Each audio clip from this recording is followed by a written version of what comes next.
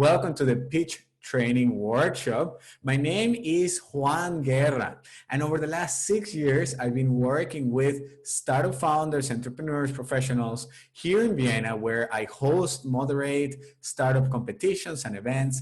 I also facilitate workshops on storytelling, public speaking, pitching, and I work with companies helping them transform their employees into their largest lead generation force. So I deliver workshops for companies as well. What is Skills of Life is nothing more than a communication school for entrepreneurs, freelancers, and professionals working to move the world forward. I really want to support you guys developing your public speaking skills, your communication skills, because about 8 years ago, I had to deliver a presentation that almost made me black out in front of my audience.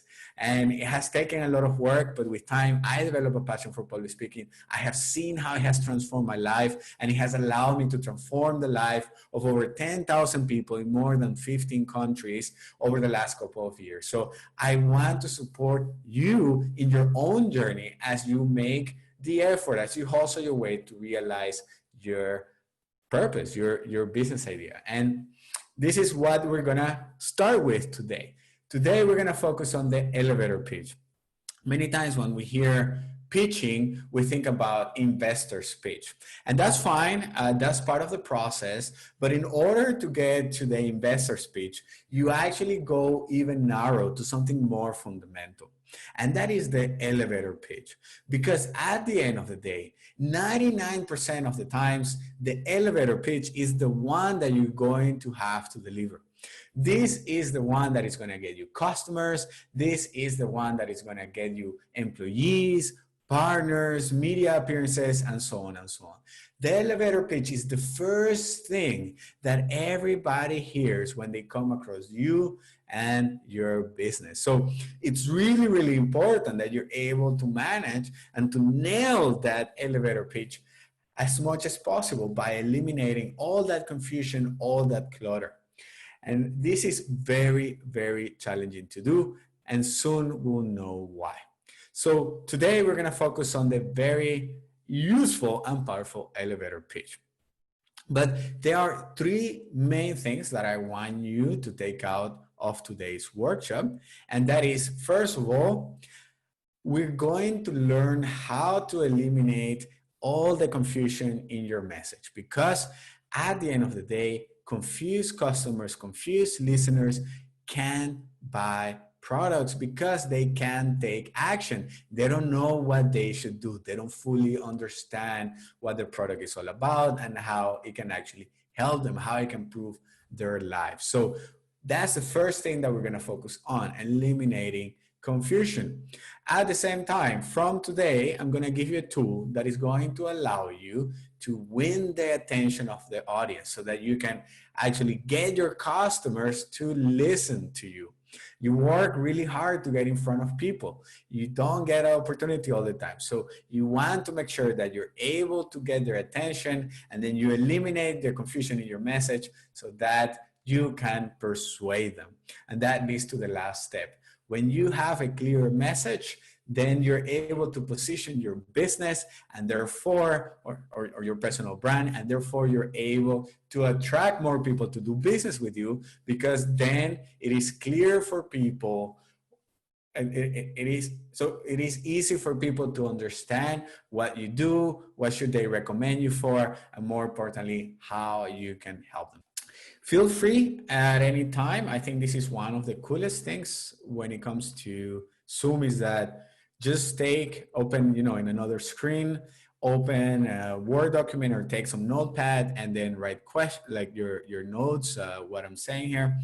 The session is also recorded, so I can send it to you as well afterwards. But, I find that taking notes reinforces the learning process.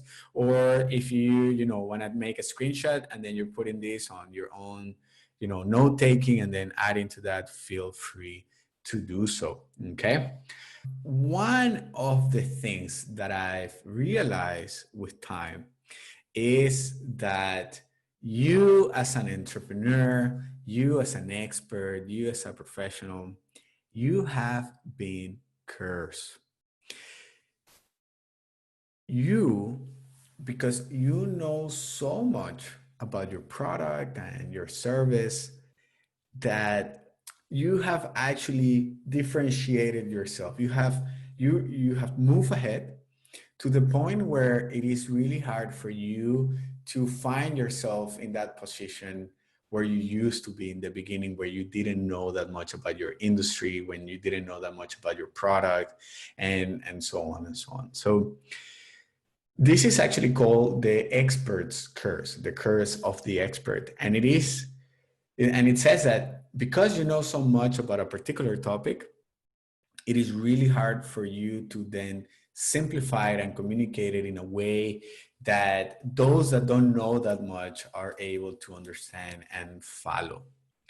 And this is the first challenge that we have as an entrepreneur or as an expert as when we sit down to develop our pitch. Now, this is the first thing to keep in mind.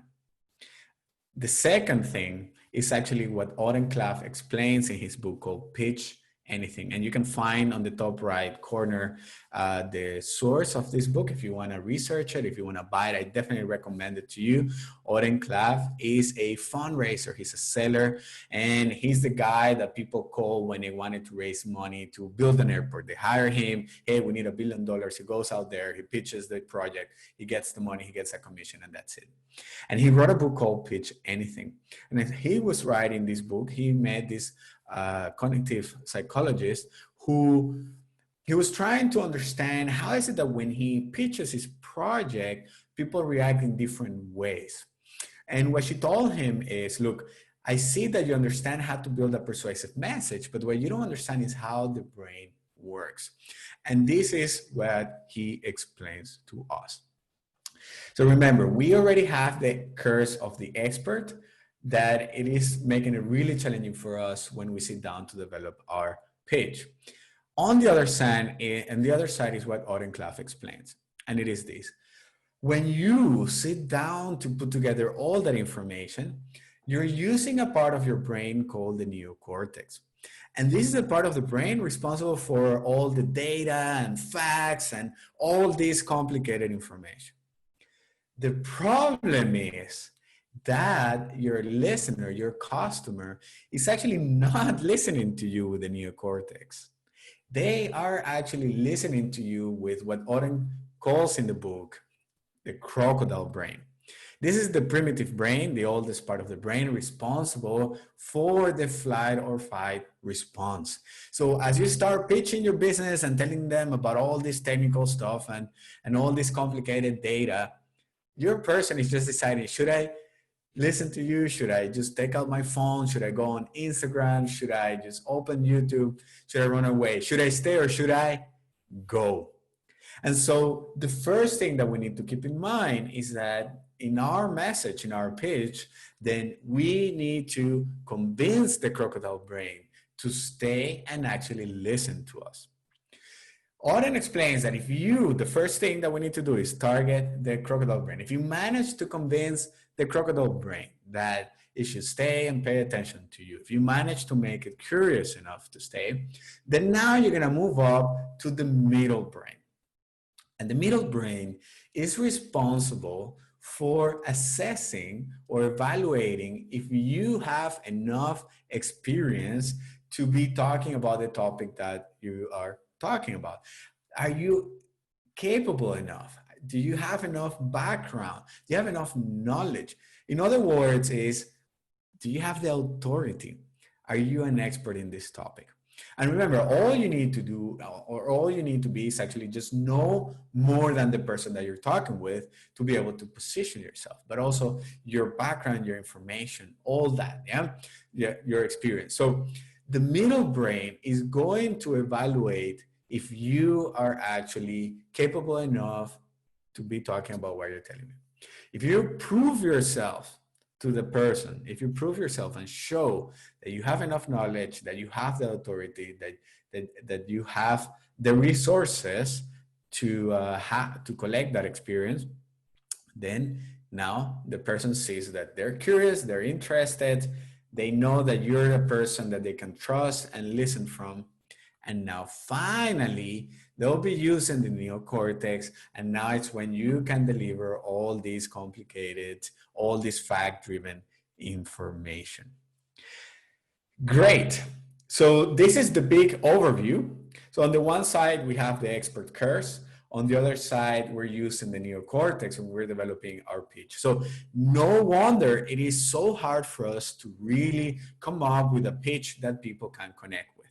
But the cool thing about this is that actually then Class gives us a strategy that we can follow with our message so that we can get to the person, we can get the person using the neocortex as we present to them. So first thing is target the crocodile brain, then we prove ourselves by targeting the middle brain. Once we are validated, now they'll be listening with the neocortex.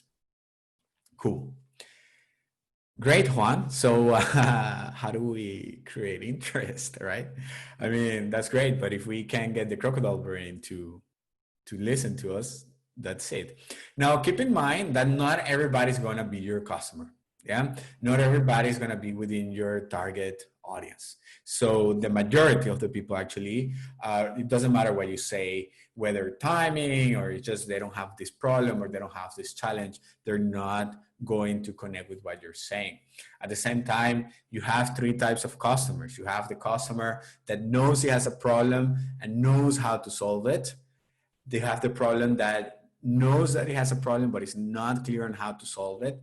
And then lastly, you have a person who doesn't know he has a problem, so therefore they're not looking for anything. So, you know, obviously the ideal is that you focus on the one that knows he has a customer and knows how to solve it. Hopefully it is the thing that you have and they see the value automatically, they connect. When you pitch them and you try to create interest, they resonate with the problem that you're saying, and therefore they'll be willing to buy. You know, you can, at this stage, if you're a small business owner, you can waste time in the other, like on the other two types of customers. So you really, that's why you really need to nail down and really understand your customer so that when you target the one that knows he has a problem and knows how to solve it, then you really are able to shape your message to connect with that one target.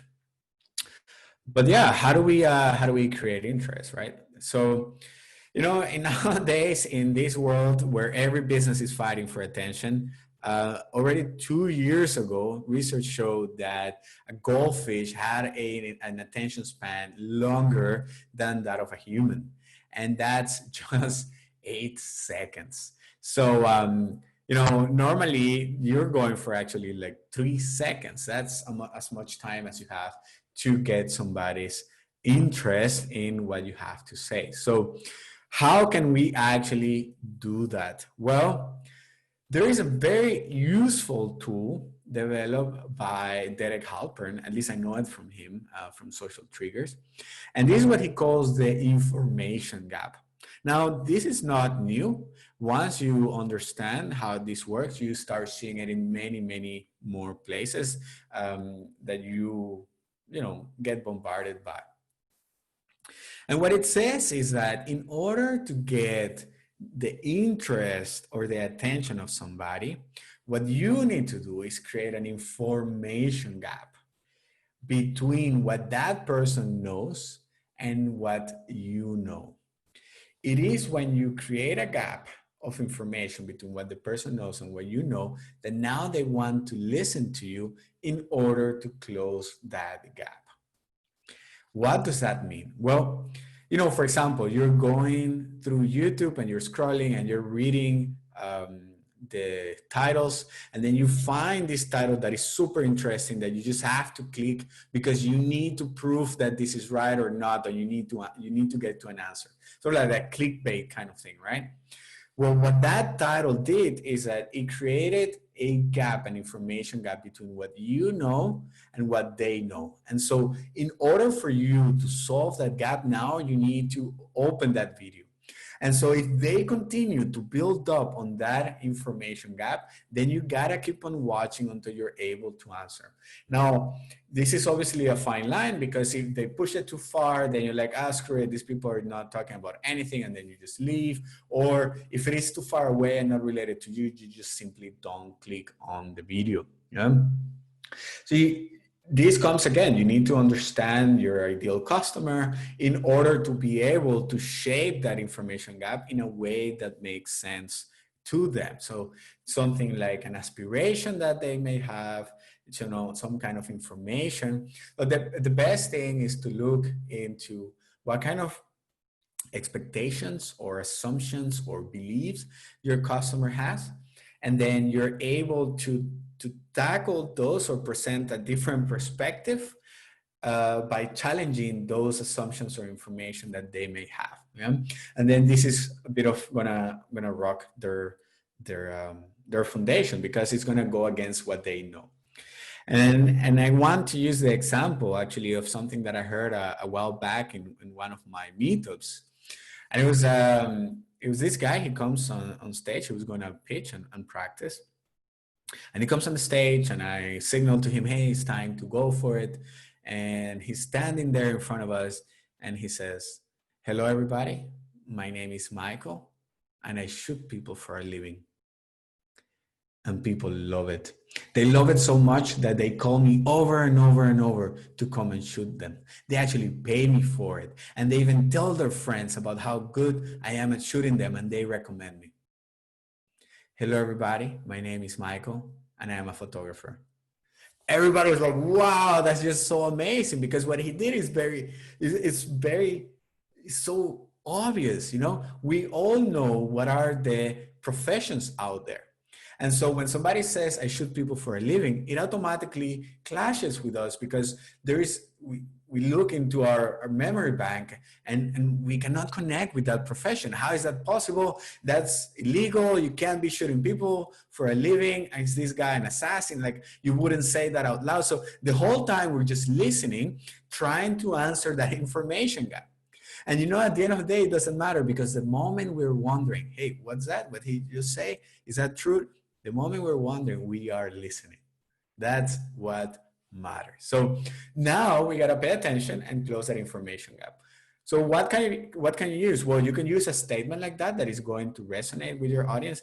If you go too far away, it's not just going to resonate with them. So normally the statement that you would use is going to be aligned with the assumptions and beliefs that your target market has. You could use facts, you could use quotes, you could use a question, or a statement like this to create interest. So that's the information gap. So we use this, we get the interest of our customer, and now we move on to the middle brain. Okay, now they're paying attention. So how are we going to do that? Well, we're going to convince the middle brain that they have to listen to us by positioning ourselves. And so how we're going to build authority for us is that we're going to tell them how we know the problem exists. Let's say that you're a chemist, or you are a researcher, or you work in a particular field. And so over the last 10 years, you have been struggling with this problem, and that's why you decided to find a way to solve it. Over the last 6 years, I've been working with entrepreneurs, and I know that one of the things that they struggle with the most is simplifying their message. Because I know, and I tell you how I know about this problem, that automatically positions myself in an authority place where you see, okay, he has been working for 6 years with people like me who struggle with that. And that's an easy way to transition from the interest that you have created into the problem by positioning yourself, and the people don't even notice. It doesn't even sound like you're bragging. It just sounds like you're explaining to me, how do you know this problem exists? So you could either explain why you know about the problem, what have you been doing? And yes, you gotta tell me about this, because at the end, businesses are about people. Now, keep in mind that if you're doing like maybe some kind of, we had a client once that was working on some creams, and he's a researcher, or if it is some kind of therapy.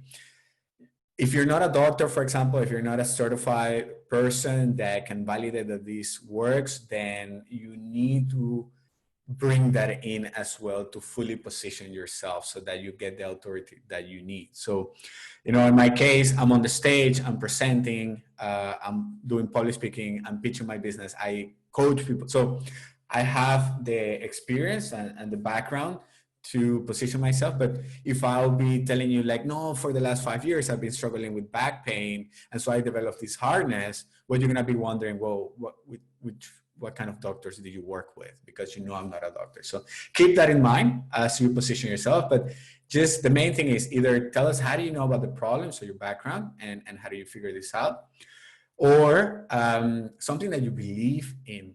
So maybe your life philosophy, or, I am fed up of seeing, every day I go to work and I have to pass by this river that is super dirty. And so I decided to do something about it. And I'm driven by this problem to make my neighborhood more sustainable or cleaner or whatever. So either how do you discover this problem, or a belief that you have that is driving you or motivating you to make it happen. So that's the best way to position yourself. Great. So by now, you have won over the crocodile brain and you have won over the middle brain. So you are now talking eye to eye with the neocortex of your customer. The problem is that expert's curse keeps getting on your way.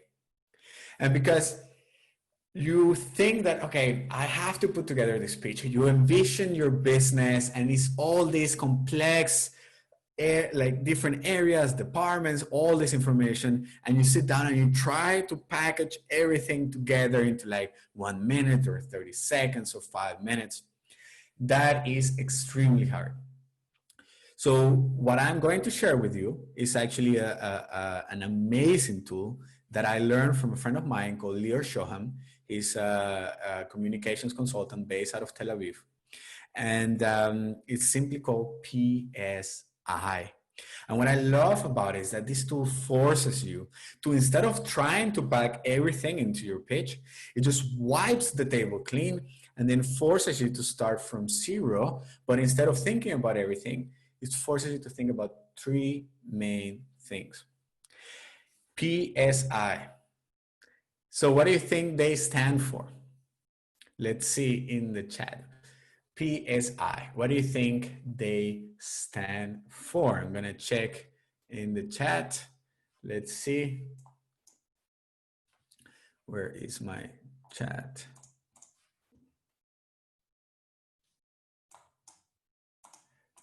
Okay, Diana. Perfect. Let's see somebody else.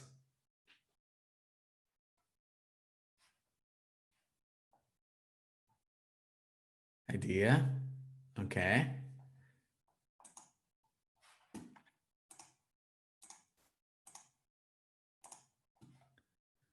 Let's see. Anybody else? Is anybody else in this call?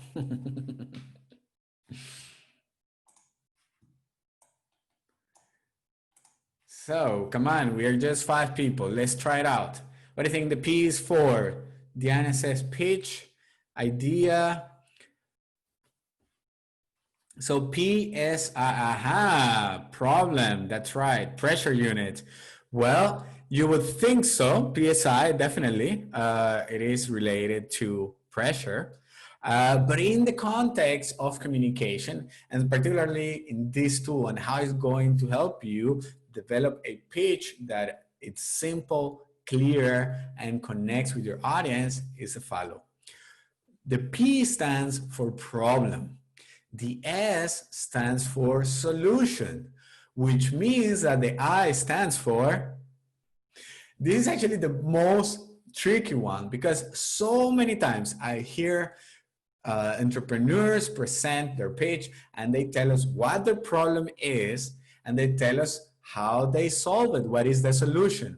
But they forget to tell us why should you solve it? So the I stands for impact. What are you going to achieve when you solve this problem?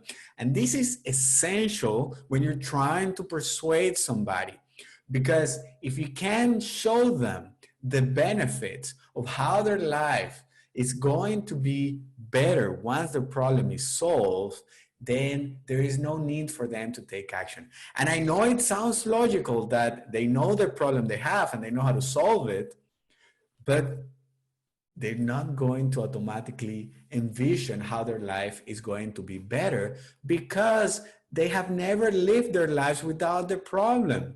Only you know how life looks like without the problem because you have helped other people. So you gotta tell them how their lives are going to improve. You need to tell people what's the problem that you're focusing on so that they really understand how you can help them, how you are going to solve the problem with them for them so that they know what they need to do and how to use your tools. And finally, how is life going to look like once they solve their problem? So PSI. This is not still the best from this tool because it even gets better. The last thing why I love this tool so much is because it actually tells you how to start each sentence. So it makes it as easy as possible. So if you're going to talk about the problem, you're going to start with, you know how. You're going to talk about the solution saying what we do or what I do. And when it comes to the impact, you simply say, so that. So let's use the case of this workshop. You know how entrepreneurs struggle to simplify their message.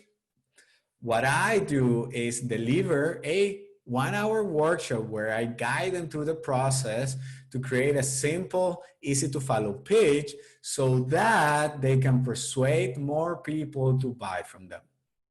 One-liner, very easy to follow. Everybody understands what's the problem, what's the solution, and what's the impact. Why should you use that solution to solve your problem? I love this. So problem, solution, so that. Now, one thing about this is that actually PSI on its own, while it is a very clear one-liner, it is not a pitch yet. Because in order to make it a pitch, you need to add one more thing.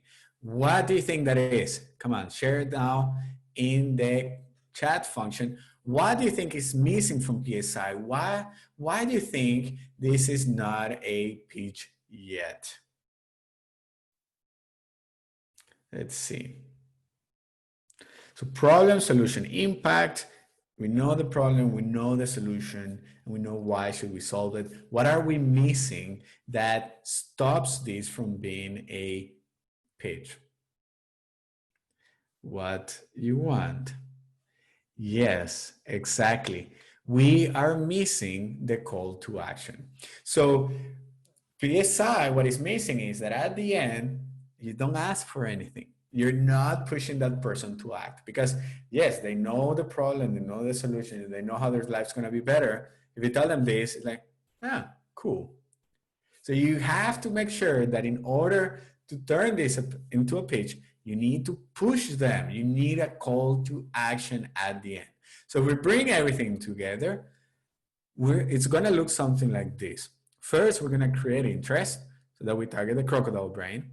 From there, we're going to position ourselves so that we convince the middle brain. And now, finally, that we are with the neocortex, we can address the problem, the solution, the impact, and then finally, we have the call to action where we push the person to act. And there is a very simple, easy structure for a pitch to follow. This is anything from less around 45 seconds all the way up to as long as you can have. Now, normally, obviously, this shouldn't be more than a 2 minute speech or a 3 minute speech. In this sense, this is the kind of thing that you would be using at a networking event. And even then, your times to deliver it are going to vary. So after we go into the Q&A right now and the pitching time, I'll show you at the end how you can actually adapt this structure for different contexts or different situations. And also as you have different time lengths. So maybe you have 3 seconds, maybe you have 30 seconds, maybe you have 1 minute. How can you quickly put this together? What do you take out in order to adapt to that situation? Also at the end, I'm going to give you more resources. I'm going to share some links with you so that you, in case you have, to get more information. Cool. What happens if you have different times? And I'm going to start wrapping it up right there. So if you have different times and different situations, different contexts, normally PSI would allow you to put together a sentence that is somewhere between 20 to 30 seconds already. So problem, solution, impact. You can definitely deliver something not without being rushed. You can easily deliver something within 30 seconds. Now, obviously, if you're at a networking event and somebody says, what do? You don't just go through this whole thing, right? Like you just not recite this out of memory, but you have it sort of a conversation. So the first thing that you're going to do is create interest. Yeah. So if somebody says, what do? You're not going to build this crazy thing, but you try to create interest. You could, and the way you do it is by being sort of mysterious. Yeah. Why shoot people for a living? Wait, what? What do you mean you shoot people for a living? Like in a conversation, people are automatically going to respond to you. Yeah, well, over the last 10 years, ever since I was a kid or when I was 15 years old, I started shooting people. I started taking photos of people and they loved it. Ah, you're a photographer. So automatically now the person knows what you do and what it is happening. Yeah. So you position yourself, okay, I've been doing it for 10 years. Yeah. And I work with companies that love, that they need product pictures because they don't know how to take product pictures. So I have developed this unique system that allows me to take pictures and so on. So yeah, good. So let's say that you have more than 30 seconds so that you can cover this whole thing. But let's say that maybe you don't. And so the first thing that you're going to take away is actually the positioning of yourself, the background information. Because you create interest, you're going to tell me about the problem, you automatically want to connect with that person. Because in today's world, when we meet somebody, in the past, we didn't meet that many people. And so for us, it's always been important to be able to label or to categorize people that we meet. And that's why, at least in the Western world, many of the last names come from professions, or from where people used to be, like their ancestors. And so it's like Juan from this place or the shoemaker or whatever, yeah? But in today's world, we meet so many people that when we meet somebody, what we are thinking is, how can this person help me? If I have a problem, for what can I call this person for? So instead of trying to be cute and developing all these different things that are just confusing, you need to go directly into the problem because the person needs to figure out what they can call you for. Otherwise I get bored. Yeah. Otherwise it's not interesting. So you can create interest, you go into the problem, and now I can categorize you automatically in my head. From there, if you don't have that much time, then you take away the impact. Okay, so you tell me, you create interest, you tell me the problem, the solution, and then you can go into the call to action, which could be, do you have more time? Is that something you want to talk about? Do you know somebody that can connect me with? Do you know somebody that has this problem? And so on. If you have even less time, then you take away the solution. So you create interest, you tell me about the problem, and then you automatically go into the call to action. Normally in an elevator pitch, your ultimate goal is to get more time with that person. That's how it goes. So in an elevator pitch, the call to action is most likely going to be the same. Do you know somebody that can help me with, or is there somebody you can connect me with? Or maybe that person already knows the person that you want to get to, and then you ask directly for an introduction, or you ask for more time to meet later. If you still have less time, then you take away the problem. You take away the problem, you create interest, and then you go into the call to action. If you have even less time, let's say you have 3 seconds, then you only create interest. The best way to do this is with a question or a really strong statement that would get somebody's attention. And now that you have their attention, you can either go directly into the call to action or move on. I know, for example, there's this startup here that they will go to conferences and they're walking down the hallway and they were looking for investment and they will spot the investor that they wanted to talk with. And as they're passing by, they just pass and say, hey, did you invest in happiness? That's it, 3 seconds. You know, it's a random question. It's not common that you get this question. And so it's related to an investor because they are investing money. So the person will say yes or no. It doesn't matter whatever the question is, they answer. Now that means you got their attention. So it's like, great. Like, no problem. Yes, no problem. In any case, you try to get more time with them. So that's the last thing in case you don't have that much time. If you are looking for more resources, I definitely encourage you. I have developed a whole guide that will give you even more information than this, that you can add on top of this workshop. You can go to the link right there on the top, make a screenshot so that you can go later, or you can type it in right now and then download it. Also, this will get you on my list where I send strategies to help you improve your communication skills, public speaking, storytelling, and so on. So definitely a very valuable list. So thank you very much, everybody. Thank you. I hope that you find it useful. And if you have any questions, there are more resources on my website. There's a blog there. There are more guides. You can go also to that guide that I shared. All right, everybody, that's it. And wish you a nice evening. Stay safe.